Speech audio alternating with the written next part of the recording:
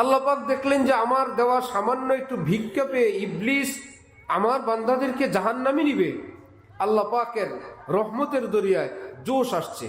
ওয়াইজ্জতি ওয়া জালালি ওয়া ইরতিফাই মাকানি, আল্লাহ পাক বলেন আমার ইজ্জতের কসম, আমার বড়ত্ব মহত্বের কসম করে আমি আল্লাহ বললাম, লা জালু আস্তাগফিরু লাহুম মাস্তাগফারুনি। আমার বান্দাকে দিয়ে তুমি 50, 60, 70, 80, 90 যত বছর পাপাচার করায়া একদম জাহান্নামের কিরানেও যদি নিয়ে যাও, আমার বান্দা যদি তওবা করে আমি আল্লাহ আমার বান্দার সমস্ত গুনাহ মাফ করে দিয়ে দেব। বান্দা ভুল করলো 50 বছর, 80 বছর, 100 বছর, রব্বুল আলামিন বলেন আমি মাফ করে দিব। আবার বললেন যত মাপ চাইতে থাকবে আমি তত মাফ করে দিব। এমন না একবার মাফ করলাম আর করব না, এমন না 1, 2, 3 পরে আল্লাহ আর মাফ করবেন না। আল্লাহ পাক কোরআন শরীফে বলেন আমি তাওয়াব।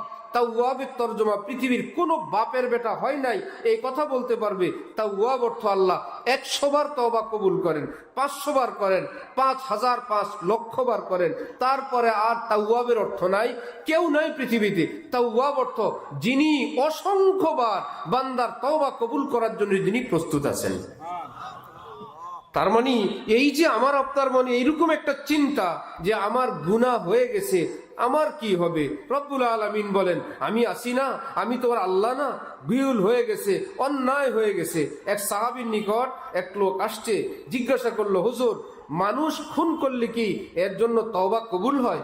তিনি বললেন না ভাই, খুনির কোনো তওবা নেই। কিছুদিন পর আরেকজন লোক এসে বলল হুজুর খুনির কি কোনো তওবা আছে? সেই একই হুজুর বললেন মালো কি খুনির তওবা আছে না? খুন করছে কি হয়েছে, আল্লাহ পাক মাফ করে দিবেন।